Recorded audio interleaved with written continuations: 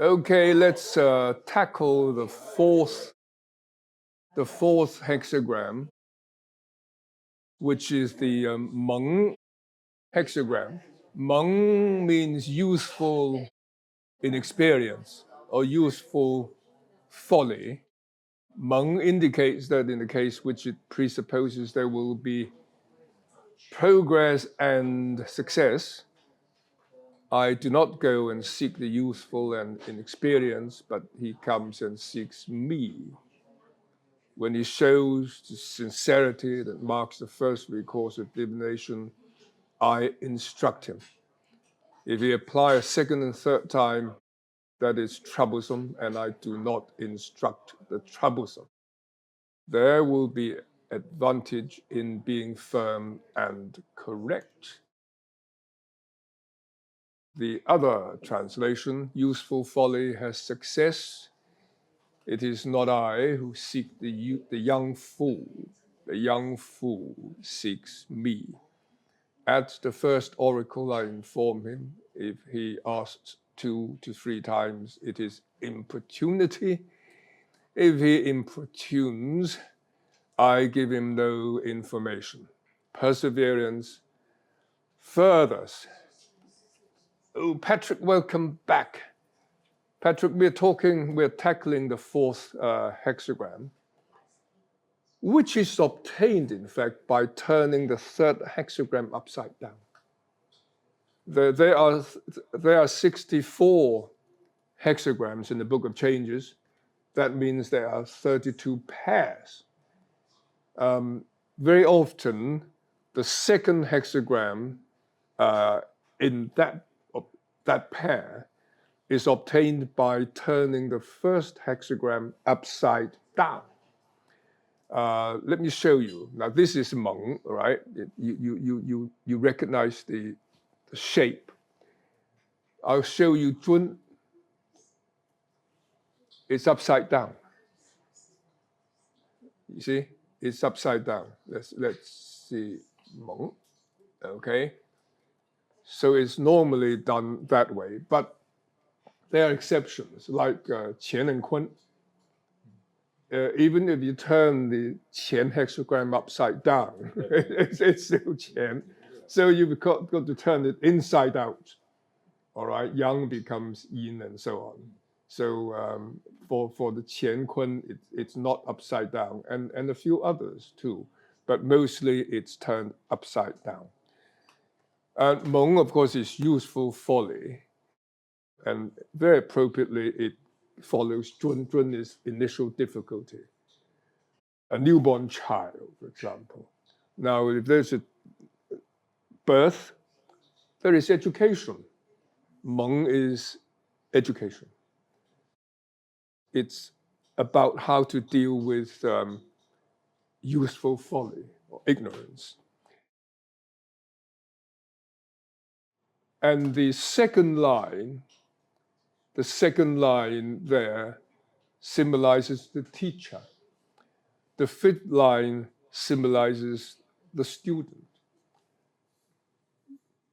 You see, the second line is a firm line surrounded by weak lines. So it's a teacher surrounded by children. The fifth line is a weak line in the fifth place, which is a very good place. It's enlightened. It's an enlightened child. So after education, there's no longer any useful folly left. So let's see. 6 in the first place, the first line divided has respect to the dispelling of ignorance. It will be advantageous to use punishment for that purpose and to remove the shackles. From the mind is something, of course, added by leg. And I don't think the ancient Chinese would use things so symbolic. Shackles from the mind. It sounds a bit modern, doesn't it? Very modern and rather Western. Okay, but anyway, shackles. In fact, punishment is useful. It's sometimes necessary.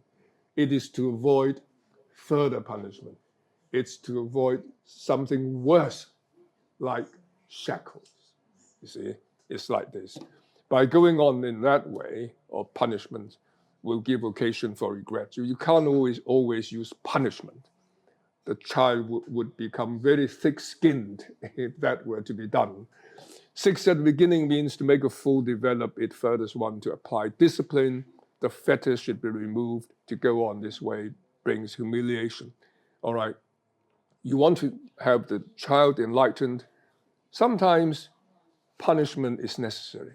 It is to avoid further punishment.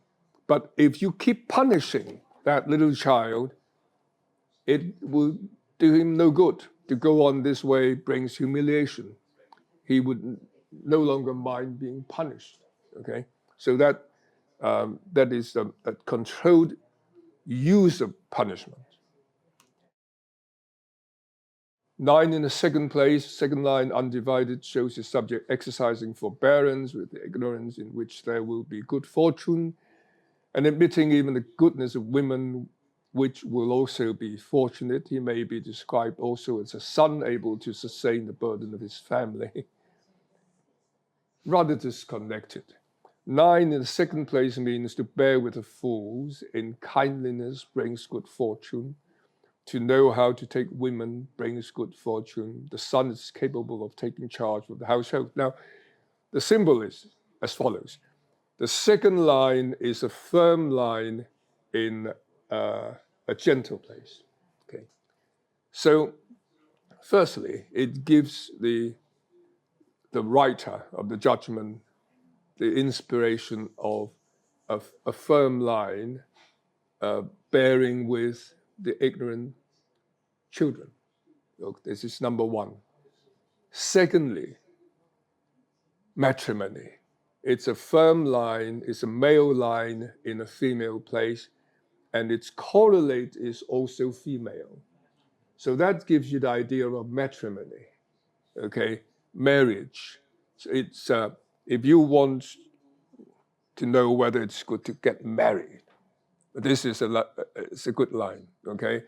So it also symbolizes marriage, which will be auspicious.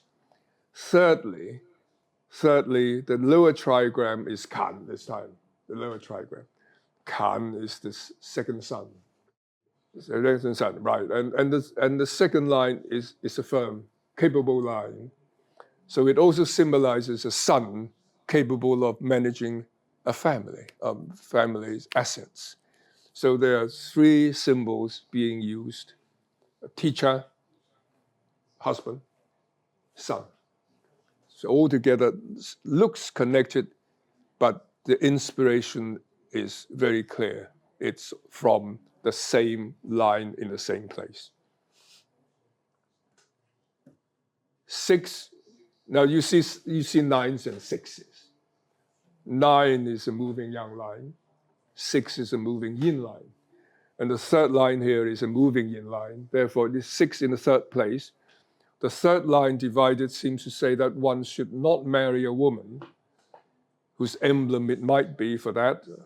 When she sees a man of wealth, she will not keep her person from him, and in no wise will advantage come from her. 6 in the third place means take not a maiden who, when she sees a man of bronze, loses possession of herself, nothing furthers. The original is Jing Fu, golden man, which can mean a strong man, a good-looking man, and perhaps a wealthy man as well. All right? So bronze is really no place here. Bronze is something else. So what it means here is, now don't marry that girl, because when she sees money, she loses herself. So marrying her will not bring good fortune. 6 in the third place. 6 in the third place. Correlates male, it's a female. But it is a place, it is really at the extreme of the lower trigram. Whatever is in the extreme is not good. So that's the symbol which the writer of the judgment used. And we just follow that. You want to get married, not the right time. not the right time, and not the right person. 6 in the fourth place. The fourth line divided shows its subject as if bound in chains of ignorance. There will be occasion for regret. 6 in the fourth place means entangled.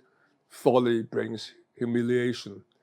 Now, 6 in the fourth place. 6 is a weak line. The fourth place is a weak place. Okay, its correlate is weak. It is surrounded by weak lines. So it's very weak, and therefore very ignorant, because the name of the hexagram is ignorance. So this is a very ignorant line. And the best thing for that, for the subject in question, is try not to act foolishly.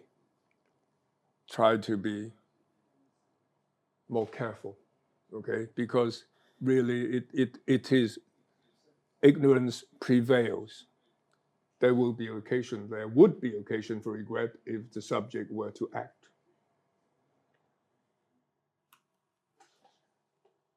6 in the fifth place is a good place. The fifth line divided shows its subject as a simple lad without experience. There will be good fortune. 6 in the fifth line means childlike folly brings good fortune. 6, it's a weak line, it's a gentle line in a firm place. So it symbolizes a child, though ignorant, is in a position to be well educated. So it means that that the child is very, very receptive. So if he comes across a good teacher, he would be a very educated child. The correlate is number 2, which symbolizes teacher. So this is a very good line. The context is still ignorance. The context.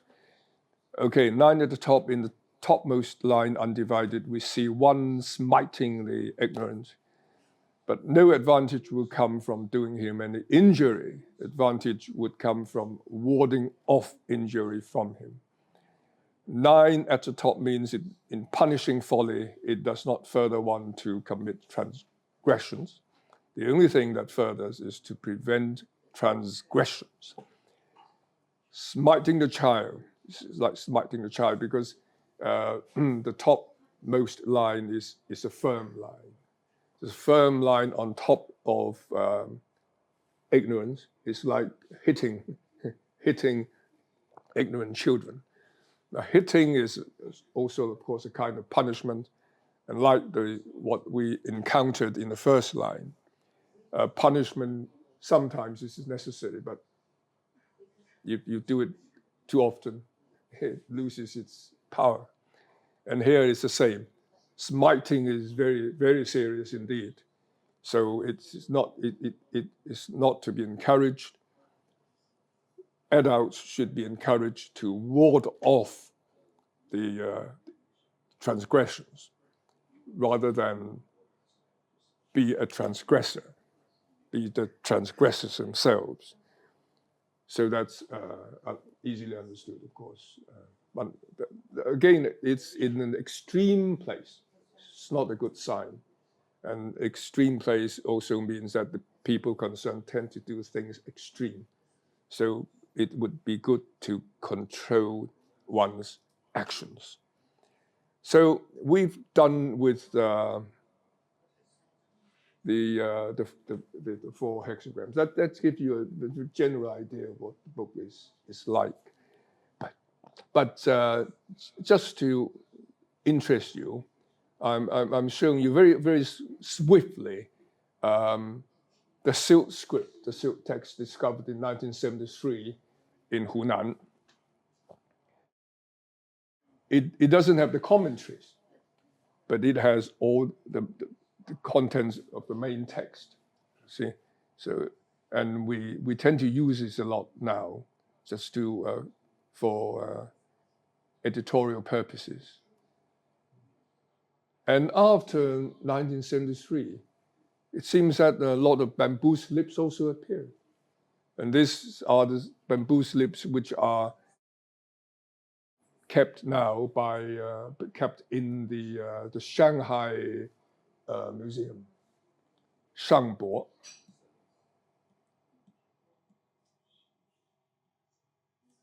All these slips. This is kept in Tsinghua University now. This one, Tsinghua University. Right. So that's all for the PowerPoint. Now I have talked about the hexagrams. How do you obtain those lines? It's through divination. How do we divine? I'm going to show our friends how to divine.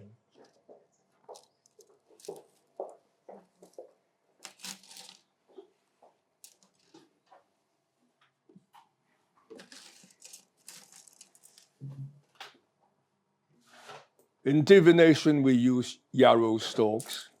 Yarrow stalks, yes, yarrow stalk. Yep, that's right. Yeah. These are the yarrow stalks. YARROW, YARROW stalks. These stalks were picked in the marshes in the outskirts of Madison, Wisconsin.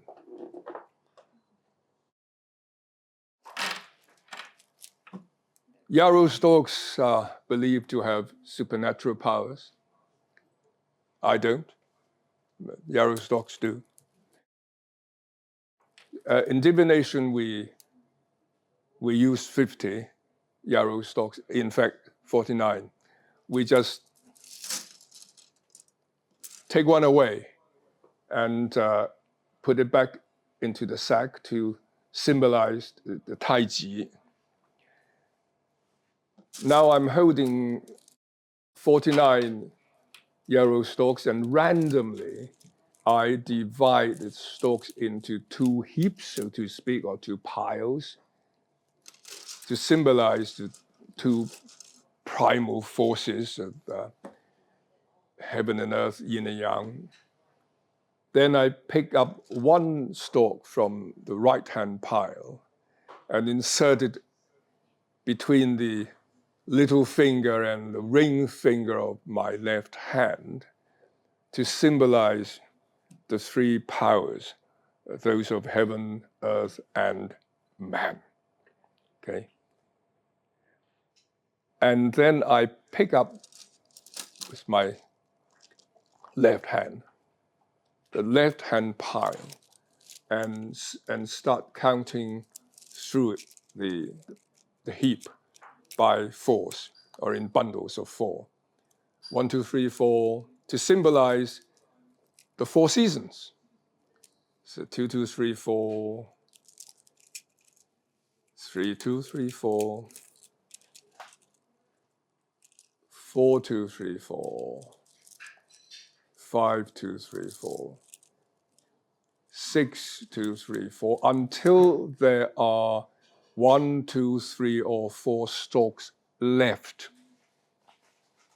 Now I've got 4 stalks left.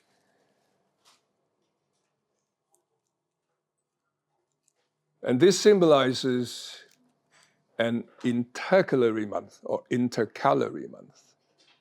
Okay. Now I'm inserting the remainder between the ring finger and the middle finger of my left hand. And this symbolizes an intercalary month, or intercalary month. In 5 years, there are 2 intercalary months. So I'm picking up the bundle, the heap on the right-hand side and count through it again by fours to symbolize the 4 seasons. And the remainder here is either 4, 3, 2, or 1. And that remainder symbolizes the second intercalary month. and I'm inserting the remainder between my middle finger and the forefinger, the middle finger and forefinger of my left hand. Now, I should have between my fingers 9 or 5 stalks remaining. See if I'm right. 1, 2, 3, 4, 5, 6, 7, 8, 9. There are 9 stalks remaining. This is one mutation, one change. I'm putting the remainder right in front of me, but slightly further away from me. 3 changes make a line. I'm now doing the second change. So I'm mixing the 2 heaps together, and at random, I'm separating the big heap.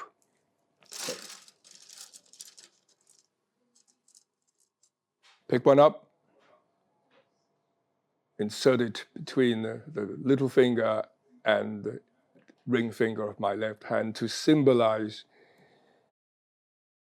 the 3 powers, heaven, earth, and man. And now I'm counting the left hand heap by force. 1, 2, 3, 4. 2, 2, 3, 4. 3, 2, 3, 4. 4, 2, 3, 4, until there are 4 or less stalks remaining. Now there is 1 remaining. So I'm inserting this one between my the ring finger and the middle finger of my left hand. An intercalary month. In 5 years, there are 2 intercalary months. So I am picking up the right hand heap and start counting through it by force as well. 4, 4, 4. Now there are 2 stalks left. Now I'm inserting the remainder between the middle finger and the index finger of my left hand. I should have 4 or 8 stalks between my fingers. And let's see how many stalks I have. There are 4. There are 4. This is the second mutation. So I'll do it the third time.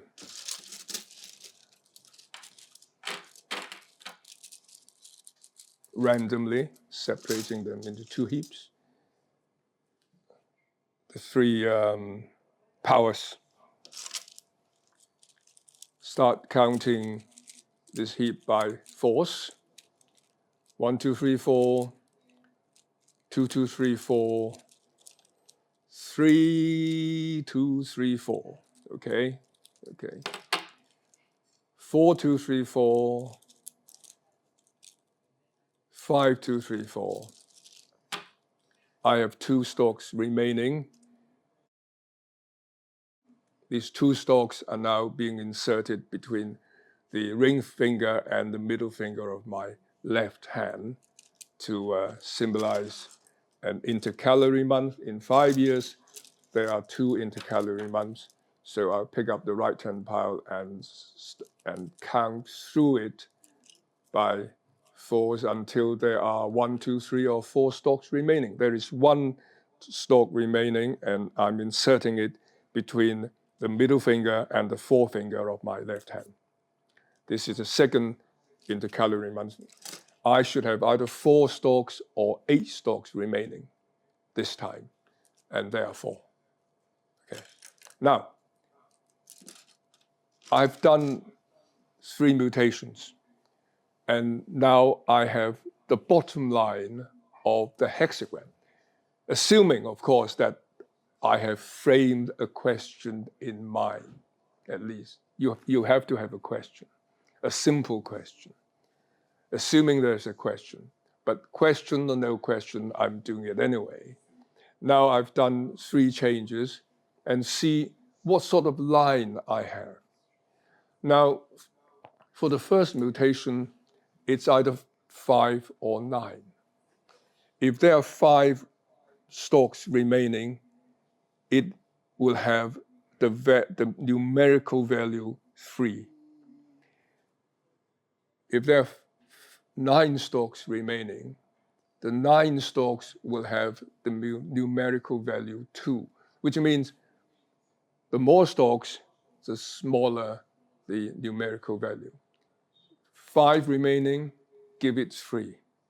9 remaining, give it 2. It's the first change. The second change is more or less the same. If there are 4 stalks remaining, it has the value 3. If there are 8 stalks remaining, it has the value 2. There are fewer stalks, bigger the number.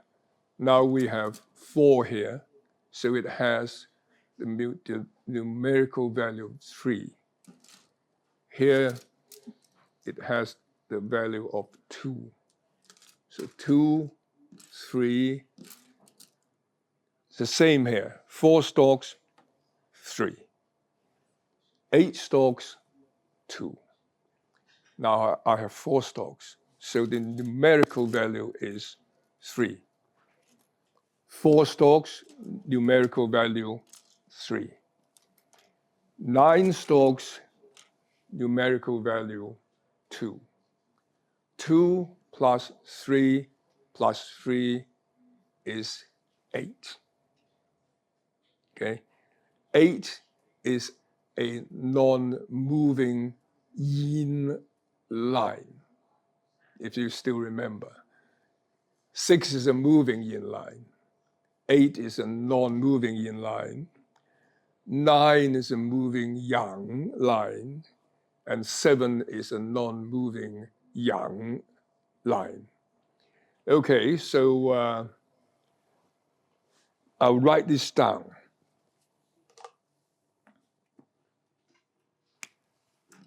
Remember, this is the bottom line. So this is really 8 in the first place, and you don't see it. There is no judgment for 8. There are judgments for 6s and 9s, no judgments for 8s and 7s. But they form part of the hexagram we're looking for. Okay, so it's 8. It's a broken line. It's a broken line. Okay. Then you may ask, well, is it really 8? Can I verify that? Yes, you can. If you pick up the piles on both sides and start counting by 4s, and you will get 8 4s. Let's see if we can get 8 4s. 1, 2, 3, 4, 2, 2, 3, 4, 3, 2, 3, 4, 4, 2, 3, 4, 5, 2, 3, 4, 6, 2, 3, 4, 7, 2, 3, 4, and 8, 2, 3, 4. So we can rest assured that we have the number 8. Now, I will have to keep doing this counting many times, in fact, 18 times, to get a hexagram. Now, let's be a little lazy, assuming that we continue with the counting, but actually we are not counting because time is running out.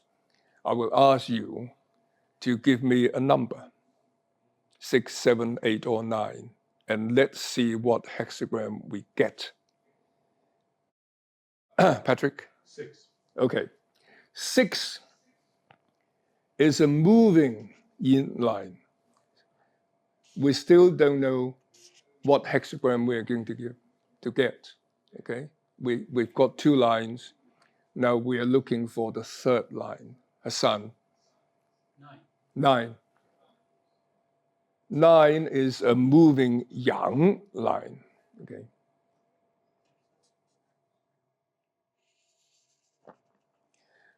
Now we have the lower trigram. This is a lower trigram with two lines moving. What is this lower trigram? It is called Gun, mountain, okay? This lower trigram. Let's move upwards. Who wants to give me the fourth, the number that follows if we are listening? Justine? 7. 7 is a non-moving yang line. I need 2 more lines. Adrian? 8, okay. 8 is a non-moving yin line. But ask Patrick to round it up. Yeah, so 9. 9, wow. There's so many lines moving.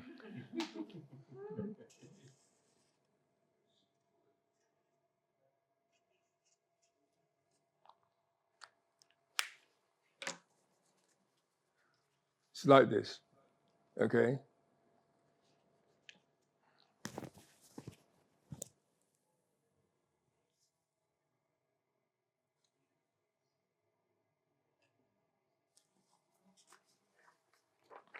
The upper trigram is Li. Li symbolizes fire. The lower trigram is Gun, which symbolizes mountain, okay? So fire in the upper trigram and mountain in the lower trigram give you Lü, the traveler, or traveling. The name of the hexagram, let me write it out for you.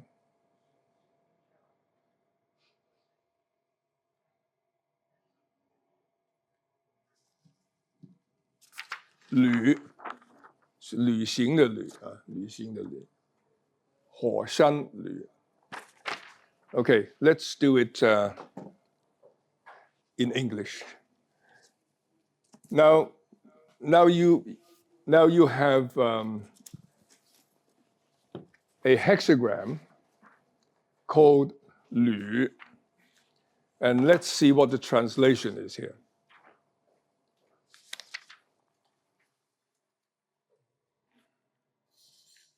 The wanderer, that's translation. And let's see what translation James Lake gave us.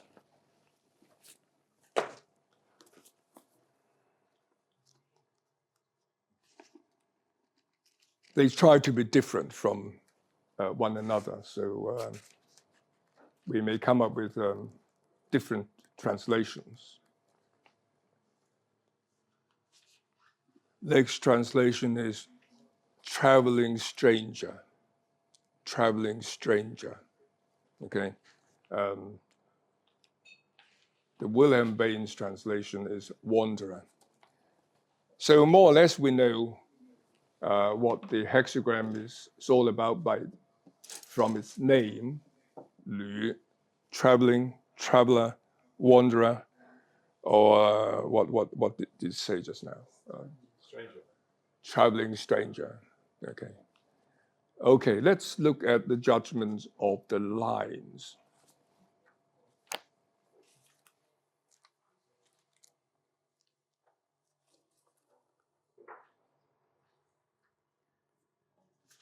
The second line moving.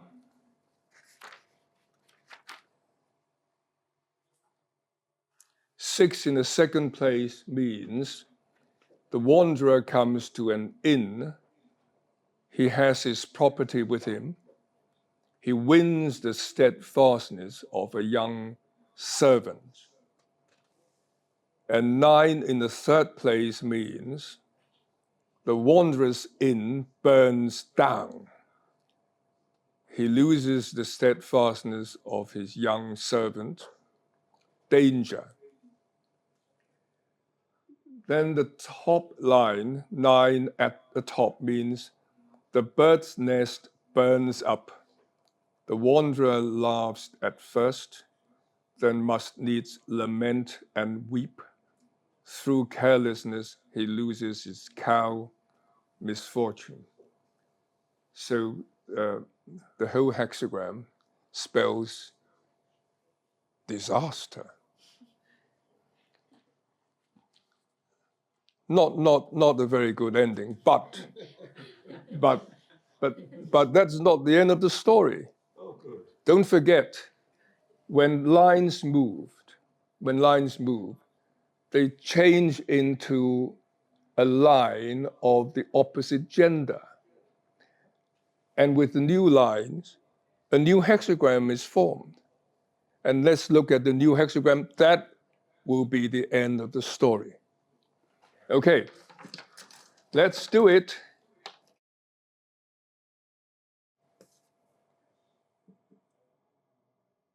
Justine, you have a copy of the Wilhelm Baines edition too. You studied the Book of Changes? It's from Elizabeth, from Dr. Lee. From Dr. Lee. Ah.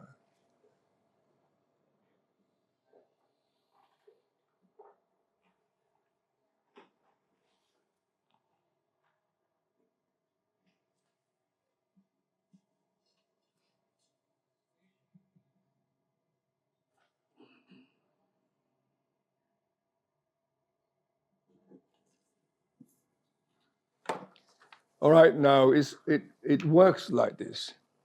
This becomes a yin line. It becomes 8, okay? This becomes a yin line. It becomes 8, non-moving. It has moved, therefore the new line doesn't move.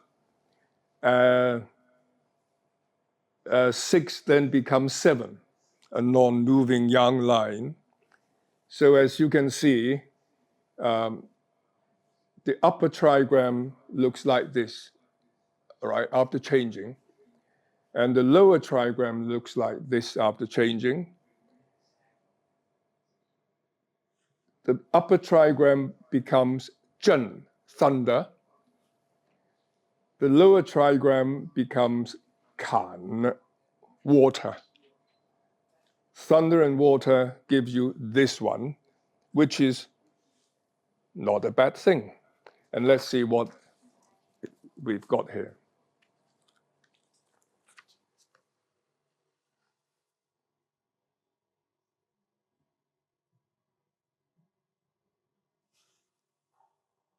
Is there a name for this particular combination?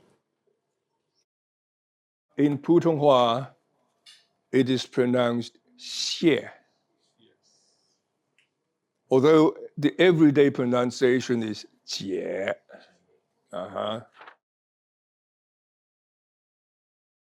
The translation is deliverance. No, no.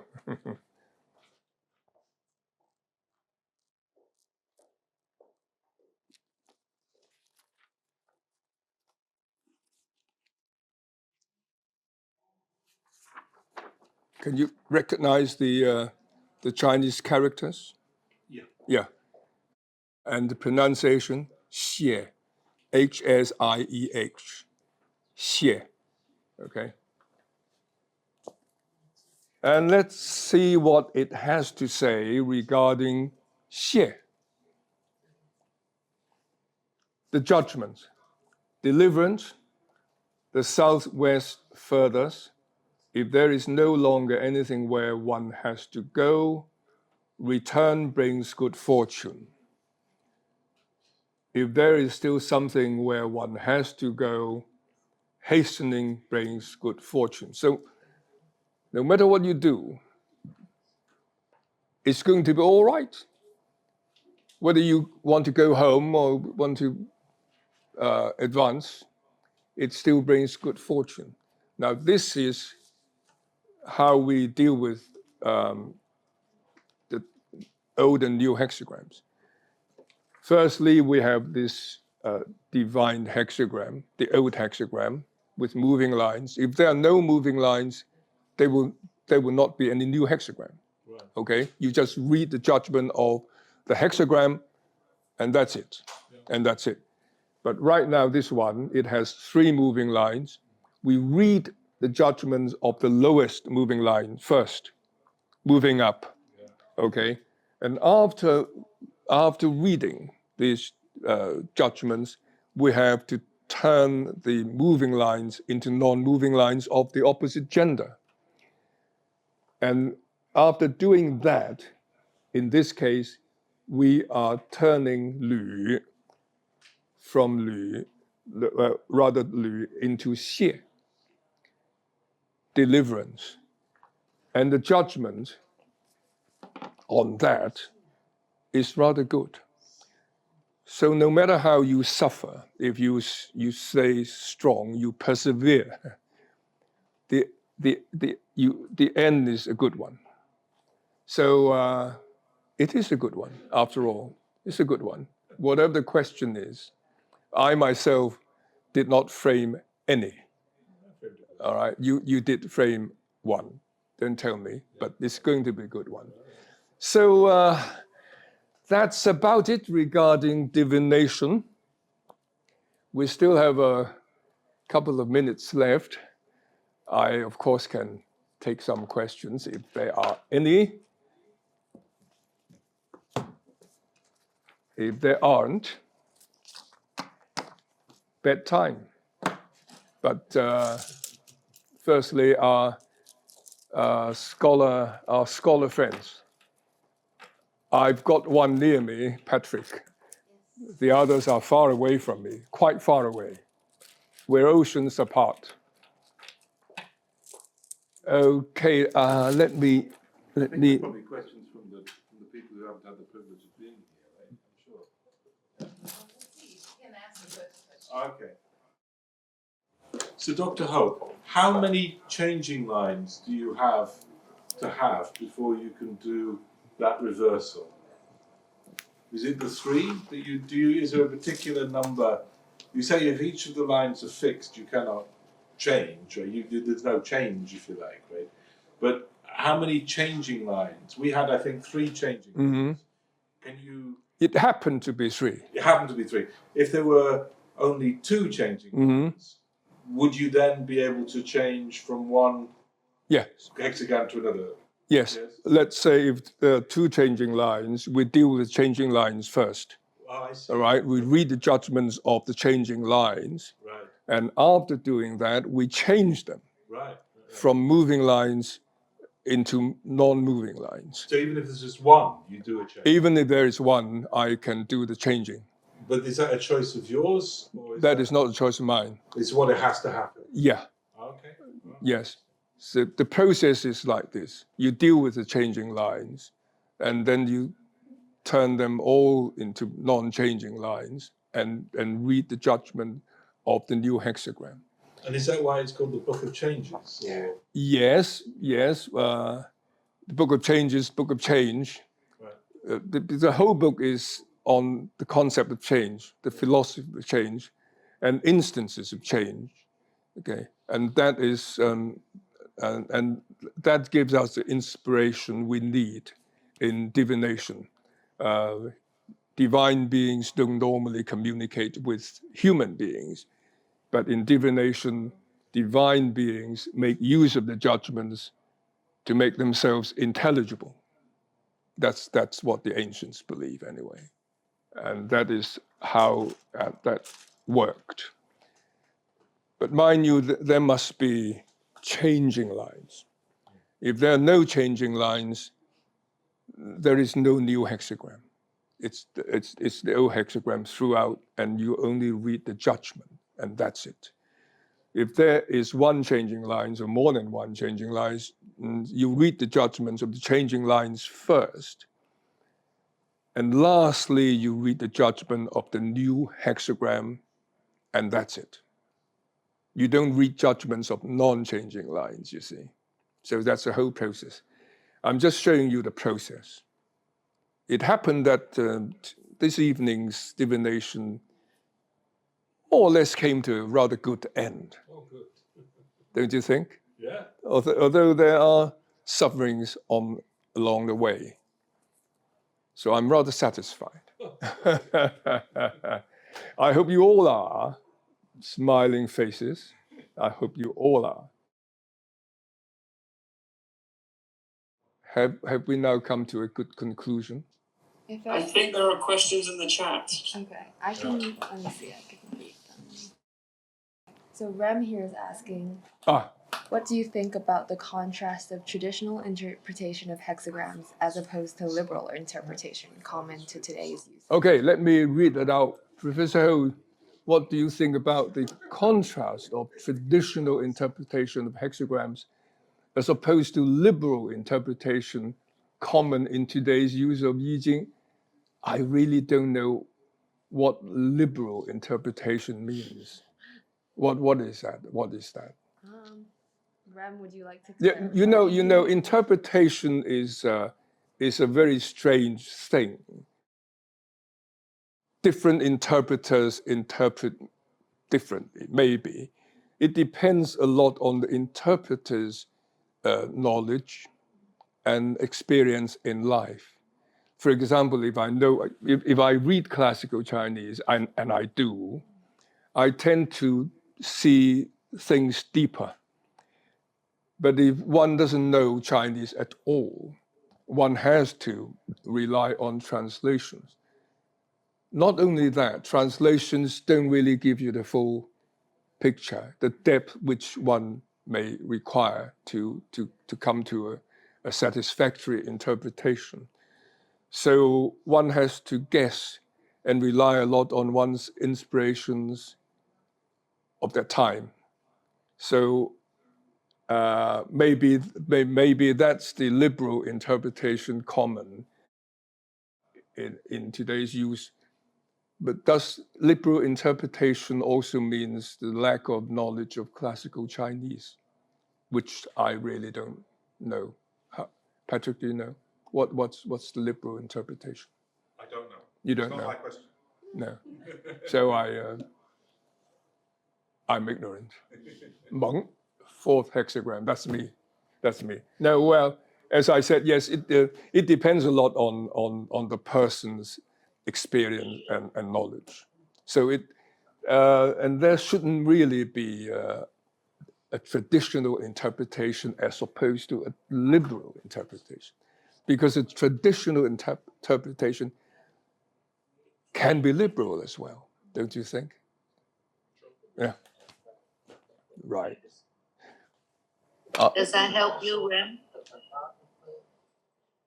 Yes? Should I move on? Yeah, is it? Thank you, Professor Ho and Elizabeth. Oh, Yes. you're most welcome. You're most welcome. Yeah, Oh, and, I like your backdrop there. Your backdrop. Yes. Yeah, the backdrop. I see. Well, you're an expert. Xiaoyong's Xiaoyong's diagram. diagram. Okay. Using this for Thank you. Thanks very much. Who else? There was another question, was it in the chat? From Supradeep and I think from Edward as well. So, Professor, I heard about one ancient practice of calculating the fate in rural China through the 8 trigram system. Just curious about its relevance in the present days. We don't use just the 8 trigrams. We don't use the 8 trigrams to do divination. We normally do it with the 6/4 hexagrams. So I don't really know. But I forgot one thing. It's the coin tossing. I showed you the plant oracle. There is, in fact, if you're in a hurry, you can pick up 3 coins, toss them, and if you're sincere, the result should be acceptable too, I believe. Yes. Okay, I'm holding 3 coins. Just toss them. Okay. If it's head, you've got to determine what is head, the obverse and the reverse, head and tail. If it's head, it has the value of 3. If it's tail, the value is 2. Okay, so it's 3 heads is 9. 3 tails is 6. 1 head, 2 tails. 3 plus 2 plus 2, 7. 1 tail, 2 heads, 2 plus 3 plus 3, 8. And it's fast. It's quick. I've got one more question. Yeah. I've heard, now I might have got this completely wrong, but if you're doing a divination for somebody, you put 1 yang stick into the sack. Mm. Would that person take a yang stick as well? No. No. So only 1 gets taken? Yeah. Okay. If you're the one divining, Right. doing the divination for someone, Oh, yeah. that someone doesn't act, Oh, doesn't do anything. He has his question framed. Right. The rest is for the one doing the divination to do. So the diviner takes one away and put it into the sack, and never to be used in that exercise. Mm.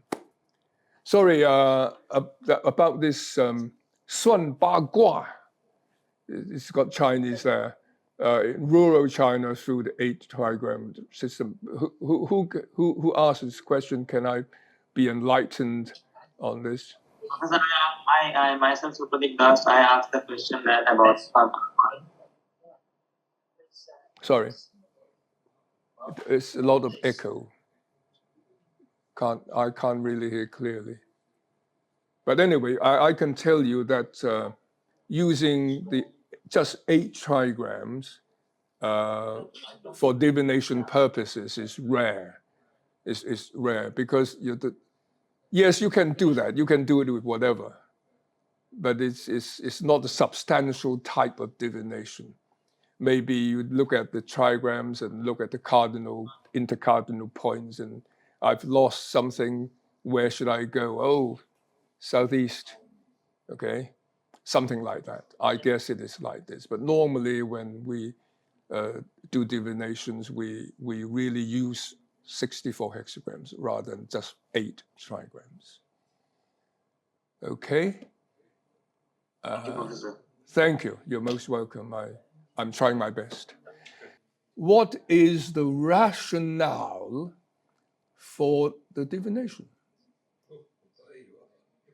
Since Tian is normally seen as impersonal, or Tian is normally seen as impersonal, how does it send messages to us through the I Ching? That is on the assumption that the I Ching is the agent, right? The Book of Changes is an agent itself with its 64 hexagrams and the judgments of the 384 lines. It helps human beings to communicate with divine beings. And the Book of Changes is used for that purpose. Normally, divine beings don't talk to you and me, right? But if I have an agent, the agent does it, does the talking. And the Book of Changes has been recognized by the divine beings to communicate with the human beings who ask questions. So that is the assumption. You've got to have this assumption before you use the Book of Changes. Otherwise, the Book of Changes would be useless. Okay. Questions keep coming in. I would like to ask about Li, yes? Li being translated as advantageous. I think that's probably the best possible translation one can get from Li. Li is to profit, to benefit. But this benefiting is on a slightly slightly higher plane. It's not just that greedy thing called profit. So Li, in fact, of course, in Chinese, Li means a lot of other things too. But in translation, I believe advantageous is the best possible one. The third line of Qian, wow, that's complicated. In some part of Confucian classics, it is regarded as egoistic, motivated by greed, generally negative association. Yes, I have written about that as well, but that, of course, is another story. Whether even the words used are not exactly the same. So it's very hard to comment on it outside the realm of the Book of Changes. There are so many classical books being written. But in the context of the Book of Changes, Li really is advantageous. It's the best possible translation. Thank you very much for addressing the question, Professor. You're most welcome. You're most welcome. Because you need, in this short span of time, it's rather hard to touch on things too deep. So is it bedtime for you? Or lunch time for you? Breakfast time? Supper time? Or let's have a drink? Yes. But now, thanks so much. Stay safe, stay healthy. All right. Thank you.